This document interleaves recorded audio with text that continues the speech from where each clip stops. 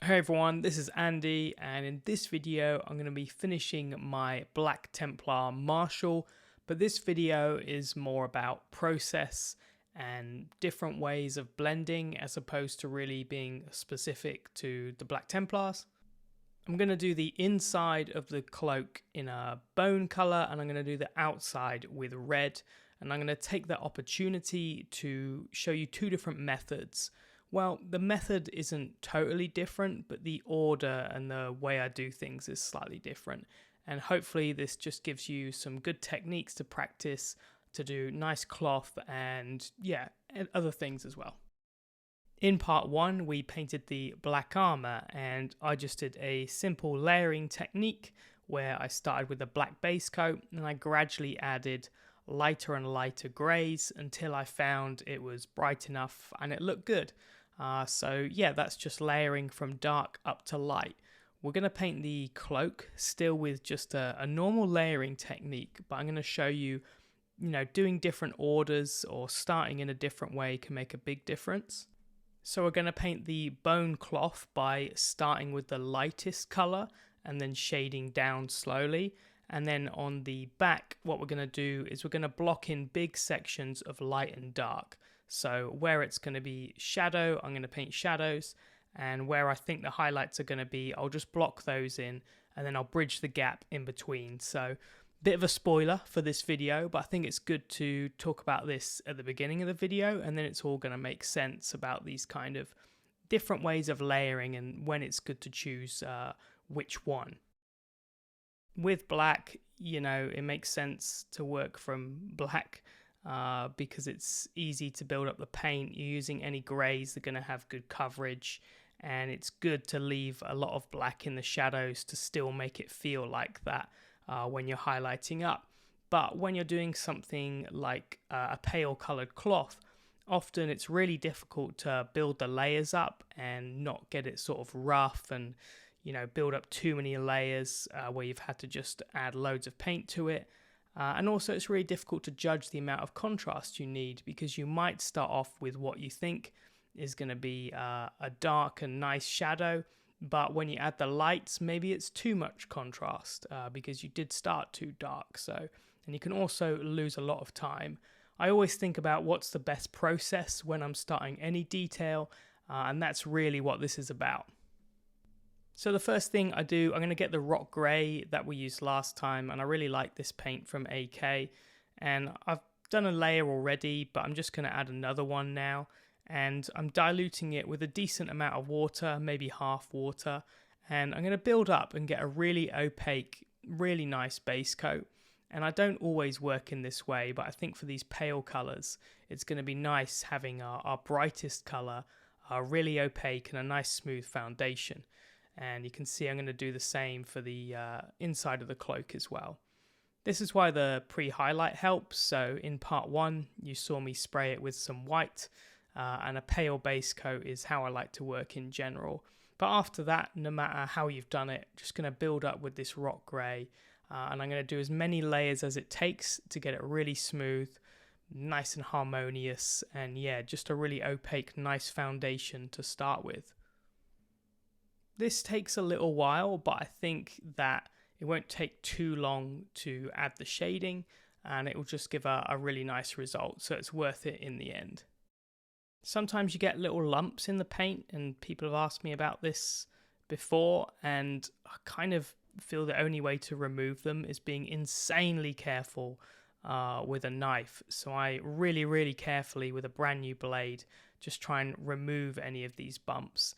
Sometimes I even use really fine sandpaper to just try and get it really smooth. But just make sure your brush is clean and you haven't got any dust in it, and then you can get a nice smooth coat like this. And I went over it again after I'd removed the two little lumps I had. Just made sure my brush was clean, water was clean, and I used some fresh paint as well just to get it really smooth. I'm only going to use two colours for this cloak, so it's going to be the rock grey, and I'm going to add Gobi Brown from scale 75 to it. And this is a nice colour. I like how matte it is, and it interacts very nicely with the rock grey. And I don't know, there's just something about the tone of this Gobi Brown that I like. It's a little bit like Steel Legion Drab from Citadel, if you want to know the Citadel equivalent, but I prefer the matte kind of look of this one. Anyway, you can see me add just a little bit of it to start with. So I'm going in cautious. I'm going to gradually add the Gobi Brown and a little bit of water. I'm going to start my shading quite soft and carefully, and I'll just keep adding that until I think I've got enough contrast. You can see naturally where the shadows are going to be, just caused from my light overhead. So that's what I start to do, is just block in these areas with this color. And it's only a tiny bit darker, but I just want to be cautious, and when it dries it can look different. So I think that it's worth just taking your time to gradually add it and make sure you get it right. You can see already it looks like a good amount of shading is coming together, even though it's a tiny bit darker. And this is why I think it's important to try starting with a bright color like this, because it's really difficult, in my opinion, to gauge how much shadow you need. It's something I make a mistake with often. I think I'm going to need to add a much darker color, but actually just a couple steps down, and it feels like enough for a soft material like this cloth. You can see all my brush strokes, I'm pushing towards the shadow. So where I found the point where I want the blending to begin, or I want the transition to start, that's where I'll push my brush away from the light. So we should really be able to leave the highlights alone. I might have to, do a few coats at the end to blend it in. But in general, the highlight areas are kind of done, and we're just working on the shadows. So all our brush strokes are going to go towards them. The process now is just repeating those steps until I'm happy. So I added a little more of the brown, and I start to add darker shadows. When you feel like you want to start building a transition, you'll start at a different point. In the beginning, I kind of started almost at the same point because I was so cautious and there wasn't much difference, but I'll gradually start lower and lower as I want to build up that transition. Working in this way is going to make it really, really smooth. And that's one of those questions I get asked the most is, how do you get a nice finish? And you get a nice finish from, not having lumpy and bumpy paint and just working in this way. But also you'll get nice transitions because you're gradually adding the paint, and just paying attention to your brush stroke direction is super important. I really pushed the shadows. I kept going and adding more of the Gobi Brown, and I found I didn't need to go to Gobi Brown on its own, but if you want it to be really dark, you could.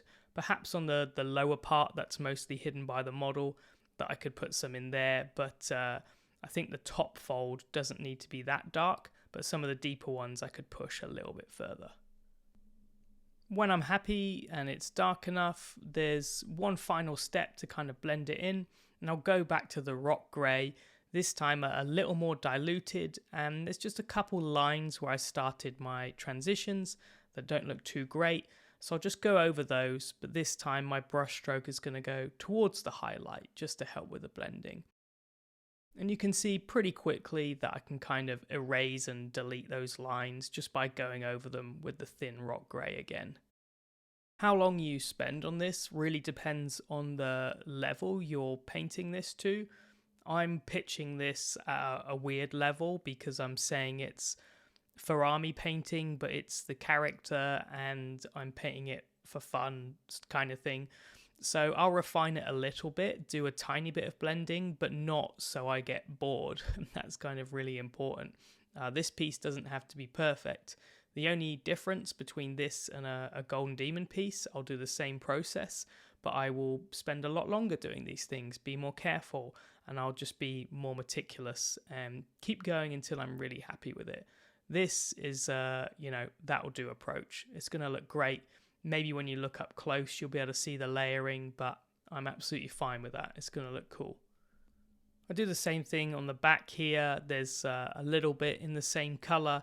And now I'll move on to painting the red. And you can see I've left the pre-highlight here ready to do the red. We've had a few questions about the coat of paint range, which is on its way, and we're working really hard to do a lot of the boring stuff, to be honest. So I just kind of want to let you know a little bit of what's going on. All of the colors are finished, they're all done. All the paints have been named. We might change some stuff slightly, but we've done all that stuff, so we're just finishing the last little bits. We want them out as soon as possible, but yeah, there's just a lot of things that have to happen before you release an entire paint range, it turns out. Anyway, I really wanted to kind of show you them in a bit more detail, just put them on the palette and you can see the colors. So this is 4 of the reds. We've done 6, but I think I'll only need these 4, maybe just 3 to paint this cloak. And you can see, yeah, we've just got a really dark one, and they go up and get a little bit brighter, and the tone changes slightly as well. The main thing I focused on is getting beautiful colors, and there seems to be a bit of a race with paints at the moment for coverage. We've prioritized the color over pure coverage. You can't have it all. You can't have the brightest, purest color ever and it goes on in one coat easily. And we worked really hard to find the balance with, nice coverage. It goes on easily and really smooth, but we want the really bright colors. So yeah, we just really worked hard to find the balance, which is more difficult than you think. One extra coat and you're going to be rewarded with a really, really nice tone. So I think that's worth the extra time. But people always ask, how to paint smooth and things like that. And it is easy to get really smooth, vibrant colors with these paints. You just need that little bit more patience, so you are rewarded. If you've got any questions just about the reds maybe, or just paints in general, then feel free to put them on this video, and then at some point when I'm talking about the paints more, then it'd be cool to just know some things that you want to find out. Okay, so back to the painting. You can see I have a pre-highlight of black and white. What I'm going to do is put a bright red over the white sections and a dark one over the dark parts. And that's because the spraying I did with the airbrush has shown me where I need to go, basically. And there's no point, well, there is, some point, we did it with the bone, but perhaps it's more efficient that I just block in these sections with the colors I need. And this is particularly important with red to get it really vibrant. I think starting over white like this, and going in with a pale red or a brighter red, that's going to give you a vivid color in fewer layers. And I think that's important to getting a beautiful finish. I'm just doing my second coat now. You can see on the top part, I've done 2 coats on the left side, but there's the kind of first coat there. And I just go over and cover up that patch. So over white, I've actually pretty much got perfect coverage in just 2 coats. But 3 is going to be really, really smooth and really nice. So yeah, I think if you're using a pale base coat, then you can get a really nice color pretty damn quickly. Now I'm going to take my shadow color and I'm going to block in sections where the black is or where the pre-highlight has missed. And with this, I'm trying to be pretty precise with my shape, and I want the shadow to go up to the point where the transition is going to start. So there will be a point that needs to be blended, and yeah, that's where I'm looking to finish. But it should be pretty obvious. When you're new to painting, it isn't. But I think being able to work out where the lights and shadows are in this way, early days, is going to be more time efficient. When you're not sure, you don't want to spend loads of time blending to discover that your shadows are maybe the wrong size or in the wrong place. So blocking in this way, I think can save a lot of time in this way as well. I think I painted some parts, the bright red, on a bit too big, so I started to make a bigger shadow area and just paint over that. And I did the same thing that I did on the bone cloak, and I made sure my brushstroke went towards the shadow. But I'm not really blending yet. I am just trying to block in and find the point where I really want the shadows to start. And we'll do the real blending in the next step. I've taken a screen grab here from the video just to show you the angle changes. And this is why this kind of method of blocking in sections can be so efficient. We get changes of color when we get big angle changes. If you look at a cube or a right angle, these will just be two different colors. And there won't be a transition because you have that sharp angle between them. And you just need to paint the light and the dark. In general, you're going to find more transitions on curved surfaces. And this cloak has some curves, of course, but they are almost at right angles with just a slightly rounded curve. Because of this, the transition only needs to be in this kind of small area, and this is why it's almost good to block it in as if it is a right angle. Blocking in the light areas with your bright red, and then blocking in the dark shadows. And then all we need to do now is bridge the gap and just have a transition on that slightly rounded corner. And if we're just working on a transition in this small part, it isn't so daunting, overwhelming. It's quicker basically, I think. So I take my dark red and I dilute it with a lot of water, maybe 3 parts water, 1 part paint, and I just do small brush strokes over the line here. And this is just gonna slightly blend it and diffuse it. And again, like I said in the white part, you can do this as much as you want and perfect it, but just a few brush strokes to slightly soften it is gonna be enough. So here you can see me just pushing into the shadow, nice diluted paint, and I can just slightly blend this stuff in. I'm not going to spend forever on this, I just want to, have a little bit of a transition between those corners. I was pretty happy with this, but I wanted to add some brighter highlights, so I went back and I took the brightest red out of the 4 reds I showed you, and just added a few highlights to those tighter folds and those parts that stick out. And this just didn't take too long at all, and it layered up in a couple coats over that red that's just a tiny bit darker. Sometimes I really push the contrast like I did with my Eldar Golden Demon project because I wanted it to look like silk, but with this I'm going to just have some more subtle highlights. I want a slightly duller red than the Eldar, but it's still going to be a pretty vibrant red. And that's really the whole process for the red of the cloth. And hopefully you can see what I'm trying to show you here in this video is just different orders of tackling things, and it's really important. I think you should try these different methods, try starting from the lightest color or in the middle or the darkest, and it really does offer different results. As a bonus, I forgot to paint the flag at the same time as the cloak. Lucky for you, I'm just going to show you a third way, which I didn't plan. I obviously painted the other two with just a brush, but this, I'll just show you the difference with the airbrush.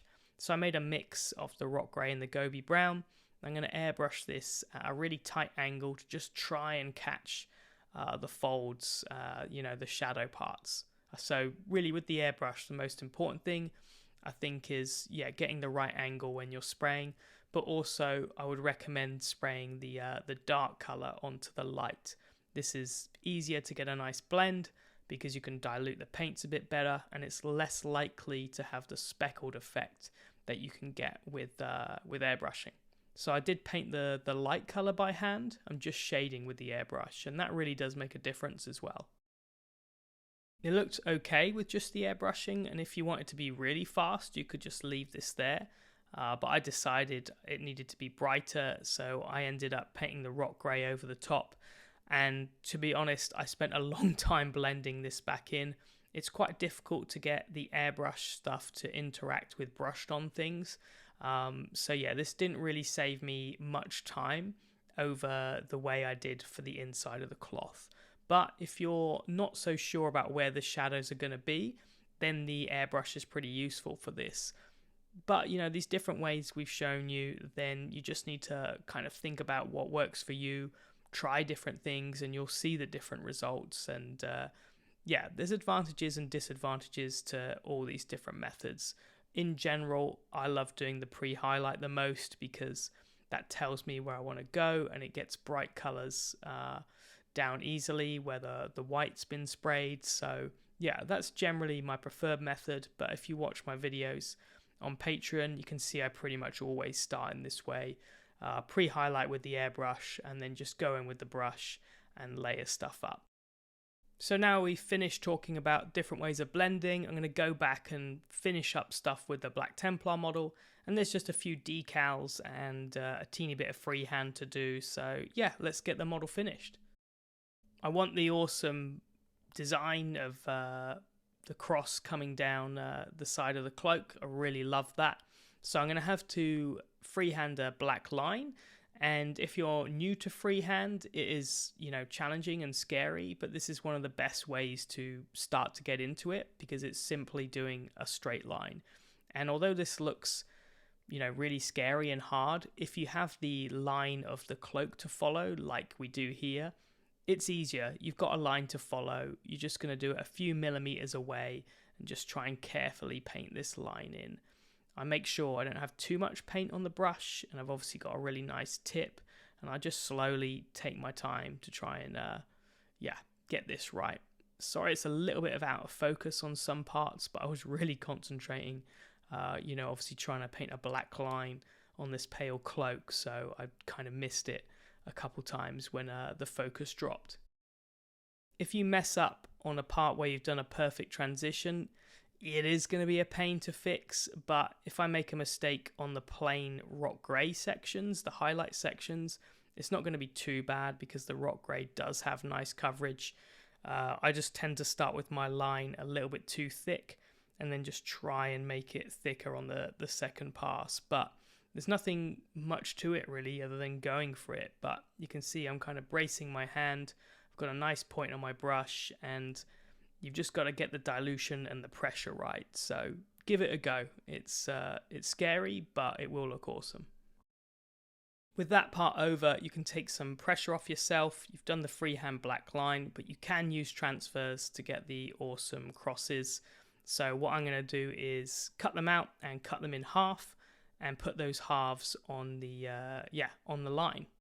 And to me, this looked awesome. I love how this looks. The black against the cream color. It's really, really cool, and it's one of the nicest things about Black Templars, I think, is finishing it with these little details. I always love what the heavy metal guys do, adding these, so that's why I wanted to do them. Unfortunately, I only had one transfer sheet, and there was 2 of these transfers. So I added the 4 halves I could, but then I realized I was going to have to freehand the rest, which again is a nice opportunity for you because it will show you me doing a freehand and using transfers. So you've got some options there. Not so fun for me. So I'm just filming a short clip with this. Again, I just try and copy the cross, and you can just see the pace I'm going at, trying to be nice and careful.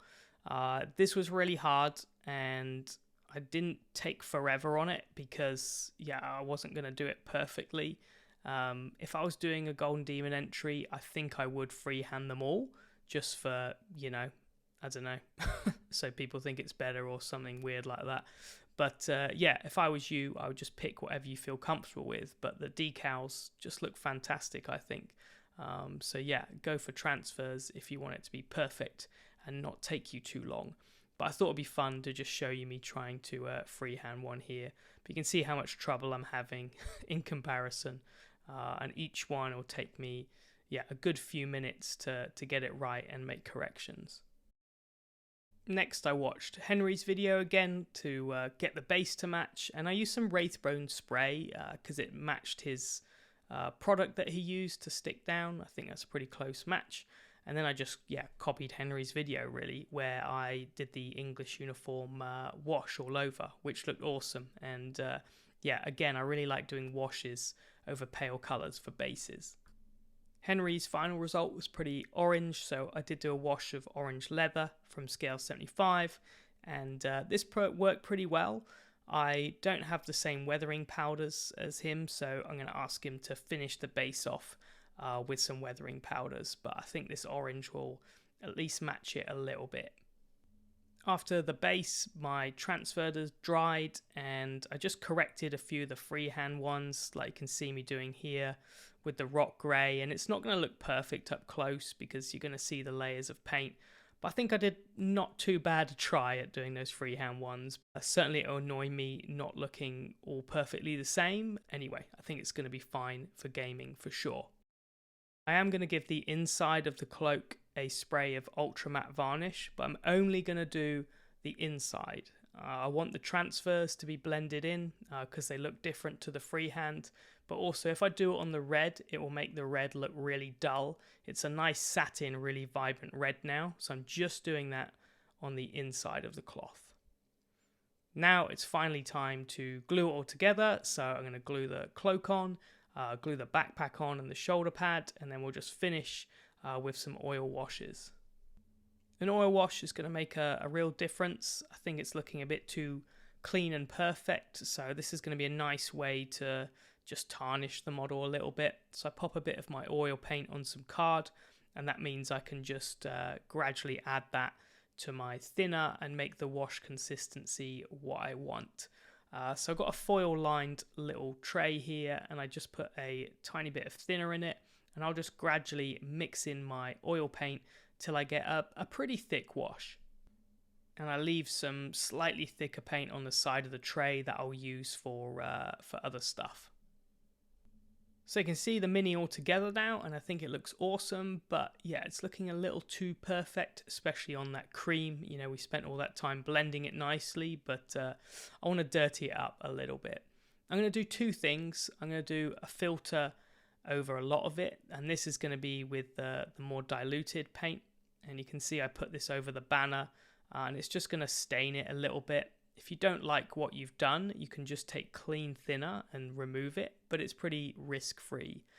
I really learnt the power of filters when I did my World Eaters Dreadnought, and I did a side-by-side with just before and after, and all I'd done was filters of this oil paint, and it totally transformed it. And I was worried it was going to make the white not feel white, but I think it just looks way more natural. So that's what I'm doing here, just a little bit of a filter over the banner. After that, I do small dots with a slightly thicker paint, but because I'm putting it over that kind of surface where it's quite wet, these will be really diffused and they'll soften up nicely. And if I don't like any of them, I can just erase them. This is the beauty of oils. So, you know, we spent all that time doing nice blending and freehanding on this cloak and whatever, but putting an oil paint over it, yeah, it's going to be risk-free. We're not really going to mess stuff up. So yeah, don't be afraid if this looks like a gnarly step to you. Just try it, it's fun. But also I really do think it looks too clean. I really want the ends to be a little tattier. We could do it with the orange that matches the base, but I just think this generic brown will be fine. There's not an exact science to what I'm doing. I'm kind of just getting some slightly thick oil paint and doing little dots on the edges as if it's muddy or worn away. And if I don't like anything, then I'll just go back to clean thinner or the almost clean wash and yeah, just soften it up. So I just experimented and tried different things and tried some really thick paint on the bottom of this cloth and then just softened it off. So yeah, not an exact science, but oils are perfect for this. You just can't beat them. They've got that really natural translucent look, and when they dry, they just feel really natural. So I don't think you can do this with normal washes.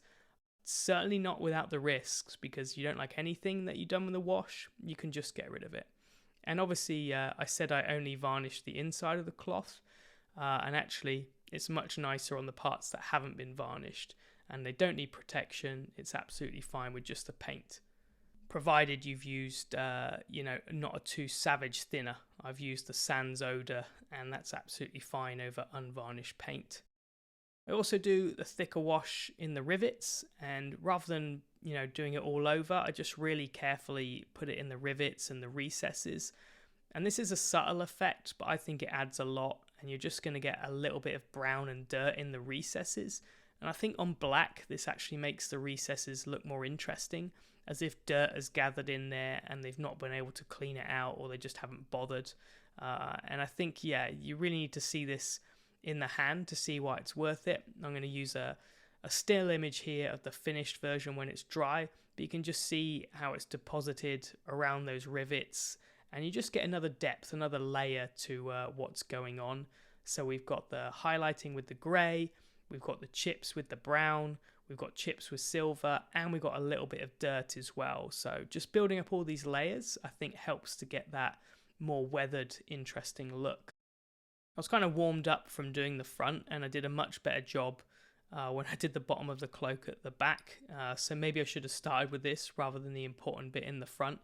But I just wanted to show you this again because, yeah, it isn't that scary, even if you spent ages blending this stuff.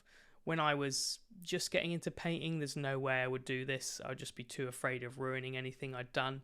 But with experience, I know not to be worried because I can just erase this stuff. So, yeah, I would say if you're not getting into oil paints yet, this is a perfect way to start.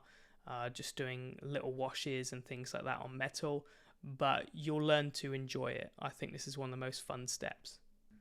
I waited until the next day for the oil paints to really dry, and this is it. This is finished. I hope you enjoyed this video. Both parts have been really long, so we're over an hour.